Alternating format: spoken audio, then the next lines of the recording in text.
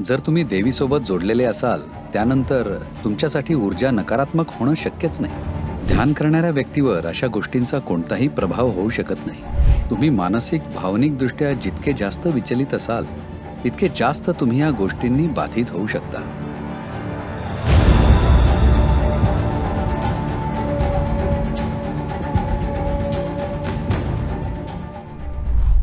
असे काही लोक आहेत जे ऊर्जेचा वापर करतात दुसऱ्यांना इजा पोहोचवण्यासाठी. लोक मृत्यू देखील घडवून आणू शकतात हे करून. भारताच्या काही भागात हे खूप प्रचलित आहे. 4 वेदांपैकी एक वेद अथर्ववेद ह्यासाठी समर्पित आहे की कसा ऊर्जेचा वापर करता येईल तुमच्या फायद्यासाठी आणि दुसऱ्याच्या नुकसानासाठी. ह्या ऊर्जा किंवा या पद्धती जरुरी नाहीये की तुमच्या दिशेने ते पाठवलेल्या असाव्यात. आता सध्या जर कोणी माझ्यावर नकारात्मक गोष्ट करत असेल, जर मी त्याच्यासाठी ग्रहणशील नसेल, तुम्ही इथे बसलाय, तुम्हाला ते होऊ शकतं. हे अगदी शक्य आहे. हे असं आहे, कोणी रस्त्यावर एकमेकांवर गोळ्या झाडतंय, तुम्ही फक्त रस्त्याने चालताय आणि तुम्हाला गोळी लागू शकते. तर काही साधना, जर तुम्ही काही योगिक सराव किंवा काही मंत्रोच्चार तुमच्या दैनंदिन जीवनात आणू शकलात, अगदी सहजपणे या गोष्टीवर मात केली जाऊ शकते.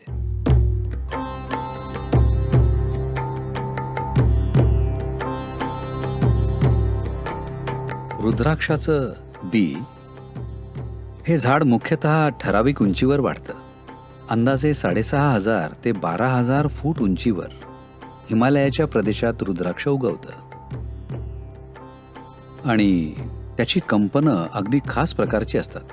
तर जी व्यक्ती सतत प्रवास करते ती रुद्राक्ष घालते ज्याने तिच्या स्वतःकडे ऊर्जेचा एक कोश असतो, जेणेकरून बाहेरच्या ऊर्जा त्याला प्रभावित करत नाहीत. त्याच्याकडे आपण त्याला कवच म्हणतो. कवच माहितीये तुम्हाला? तो एक प्रकारचा कोश असतो. तो तुमच्याच ऊर्जेचा एक कोश असतो. तुम्ही जिथे कुठे जाता तुमचं स्वतःचं बेडरूम सोबत नेता. ते सोबत जाईल जिथे कुठे तुम्ही जाल. जे लोक कौटुंबिक आणि सामाजिक परिस्थितींमध्ये असतात त्यांच्यासाठी सर्वोत्तम गोष्ट म्हणजे पंचमुखी रुद्राक्ष. ज्यांना याबद्दलची माहिती आहे त्यांनी तुम्हाला ते दिलेलं बरं राहील. असंच कुठल्या तरी दुकानातून विकत घेणं आणि घालणं हे चांगलं नाही.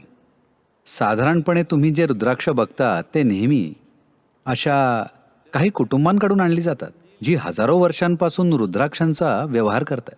ते त्याला एक पवित्र कर्तव्य मानतात. तो त्यांच्यासाठी फक्त व्यवसाय नाहीये. आणखी एक बी असतं ज्याला म्हणतात भद्राक्ष, जे भारताच्या उत्तर मैदानी प्रदेशात मोठ्या प्रमाणात वाढतं, जे विषारी असतं, जे अगदी ह्यासारखं दिसतं.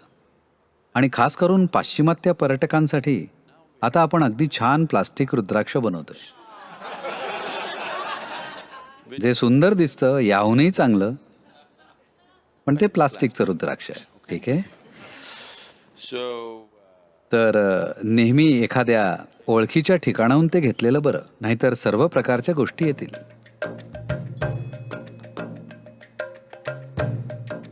मी बघतोय आजकाल खूप काही हे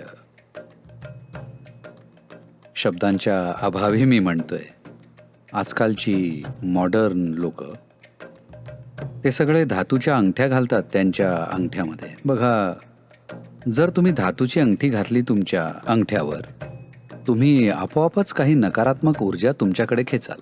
त्याचा अर्थ असा नाही की तुम्ही पछाडले जाल, पण काही कारण नसताना तुम्ही घसराल आणि पडाल. सर्व प्रकारच्या गोष्टी घडतील, सर्व काही चुकीचं घडेल. साध्या साध्या गोष्टींमध्ये मला माहित नाही तुम्ही अशा लोकांना भेटलात की नाही, किंवा तुम्ही त्यातले होता कधीतरी. जेव्हा चुकीच्या गोष्टी घडतात ते जणू एका शृंखलेप्रमाणे घडतात. एक मालिकाच असते, घसरगुंडीची मालिका. 1 किंवा 2 नाही, ते सलग होतच राहतं. सगळं आणि सगळं काही चुकीचं घडतं, लहान गोष्टींपासून मोठ्या गोष्टींपर्यंत. याचं साधं कारण म्हणजे त्यांनी ठराविक प्रकारची ऊर्जा आकर्षित केली असेल जी अनुकूल नाहीये जगात काही करण्यासाठी, पण जी काही आणखीन करण्यासाठी अनुकूल असेल. फक्त असे लोक ज्यांना तांत्रिक गोष्टी करायच्या असतात तेच अंगठी घालतात अंगठ्यामध्ये. पण आजकाल अज्ञानापोटी किंवा फॅशन म्हणून जर तुम्ही अंगठी अंगठ्यामध्ये घातली तर तुम्ही याला आमंत्रण देताय.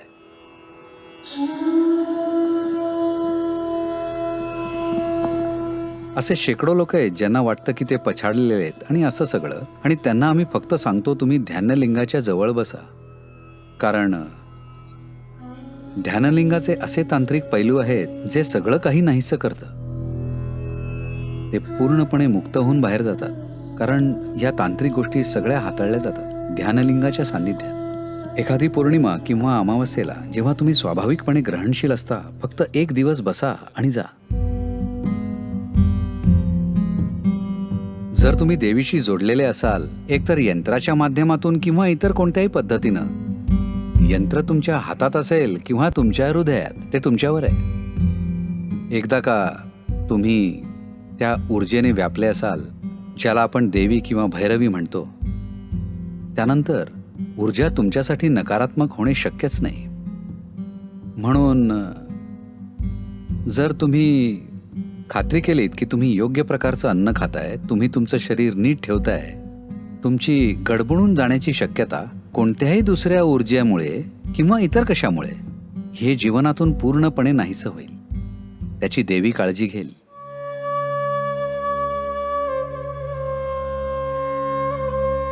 जर तुम्ही खरोखरच ध्यानमय असाल तर तांत्रिक गोष्टींचा विचार तुम्ही करूच नका.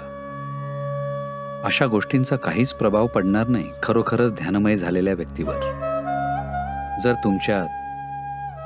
तुमच्यात थोडी जरी शांती असेल, कमीत कमी काही क्षणाची तरी निश्चलता असेल दिवसातून, तर तुम्ही तांत्रिक गोष्टींची काळजी करू नका. अशा गोष्टी अशा माणसावर परिणाम करू शकत नाहीत ज्याने आतली निश्चलता जाणली असेल.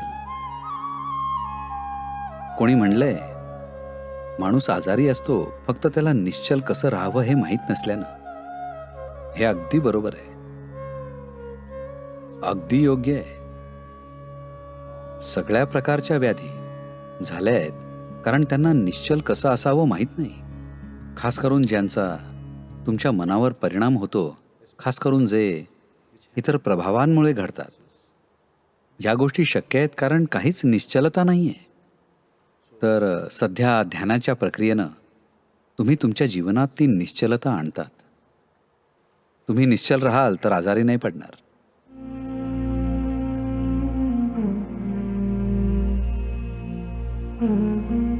सर्वात महत्त्वाचं, स्वतःला जितके जास्त तुम्ही मानसिक आणि भावनिक दृष्ट्या विचलित आणि डळमळीत असाल, तितके जास्त तुम्ही ह्या शक्तींनी प्रभावित व्हाल. जर तुम्ही एकाग्रतेच्या आणि स्थिरतेच्या विशिष्ट पातळीवर असाल तर तुम्ही बघाल ह्या गोष्टी ते कदाचित रस्त्यावरच्या लहानच्या खड्ड्यासारखे असतील, मोठा अपघात होणार नाही. पण जर मनामध्ये आणि भावनेमध्ये ठराविक प्रकारची अस्थिरता असेल तर अपघात होऊ शकतो.